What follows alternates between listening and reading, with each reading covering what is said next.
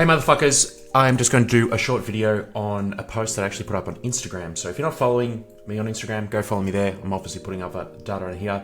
This is the first time I'm doing one of these videos, so please give me some positive feedback in the comments. If you like these sort of videos, I'll produce more. If not, I'll still produce more because I enjoy having a yap. So we're going to focus on this topic today, which is why your summer cut isn't working year after year and what I would do instead. So remember that in the last sort of let's say winter, 16 weeks, there should have been a substantial amount of muscle mass that you have accumulated over that time. It's a perfect time to eating a lot of calories, training's nice and high, there's nothing else to really fucking do. I'm in Melbourne, so it's just heaps of rain and whatever else, so the gym is a great escape. So if you haven't done that, I wouldn't really even bother doing a shred, and we're going to explain as to why you should not bother with a shred if you're doing that. So cutting doesn't build muscle, it reveals it. Now, there might be some obviously small cellular change while you're cutting to build some sort of muscle, but in most cases, you are just maintaining what you grew in that 16-week period. There is no other avenue that you can go down. I mean, if you want to blast gear, go right ahead. That will definitely help if you do want to cut and build muscle at the same time.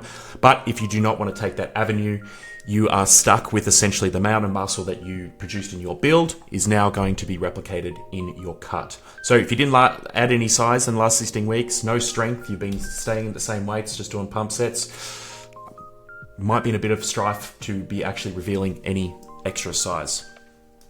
So your first red flag is when you go into a cut, is that you don't want to be flipping your program. Don't change your program just because you're cutting, adding supersets, pump work, intensifiers, circuits, all these different things, chasing more movement within your program. Your program is designed to maintain the muscle mass that you produced in your build. There is no need to be adding more now when really what was working in the past is going to work when you're in a cut. So your examples, your sets need to be still at that high intensity of 90% of the RPE or RAR, close to 1 or 0. And there still needs to be time. You don't want to be just now thinking that you just have to sweat to burn fat and build muscle in this time. It is about keeping the structure and just maintaining that intensity. The next red flag is you don't want to be just starving straight away.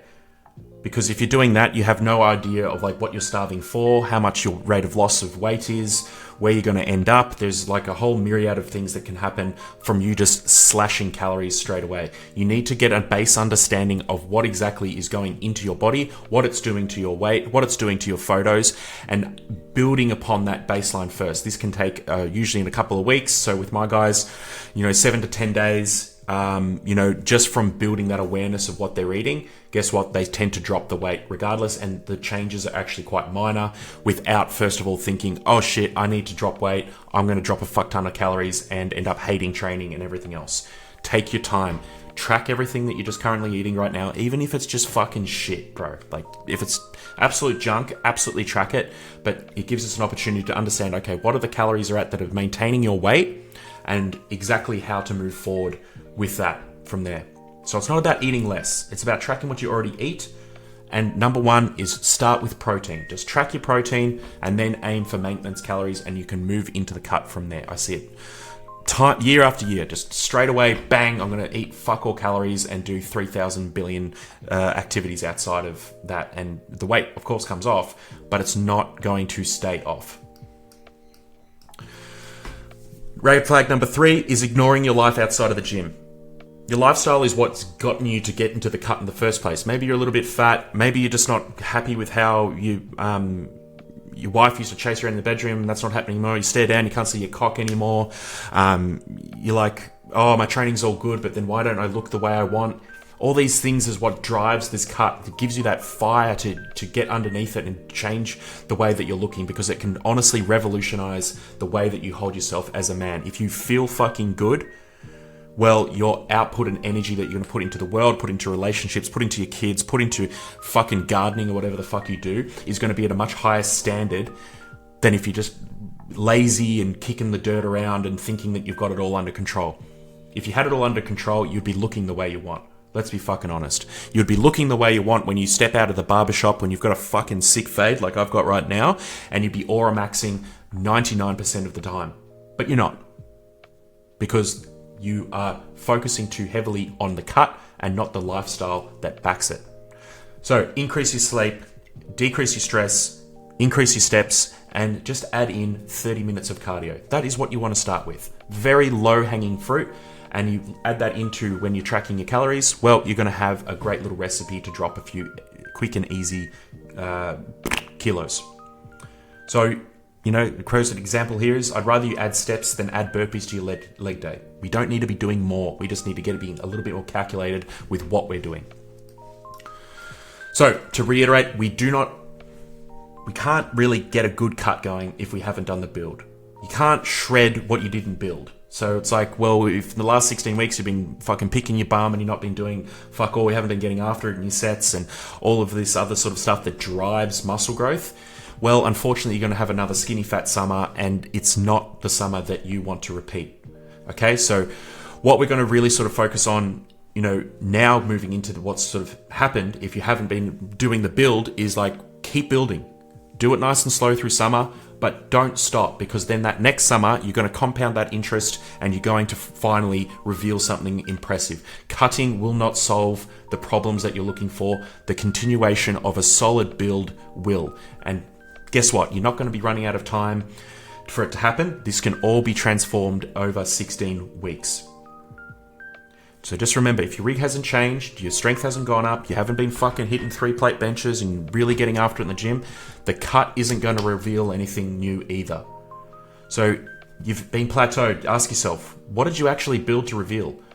Ask yourself, in the last 16 weeks, what has your training earned you outside of, you know, nothing? Okay, so really look at it and look at through the lens of like, okay, with my training, if I really want to become this man that I've got in my vision, how are they training? Are they training like fucking, you know, 80s and 90s bodybuilders? They're fucking getting after it. They're doing things outside of the gym. They're tracking all their metrics and all that sort of stuff. Well, am I doing all of that?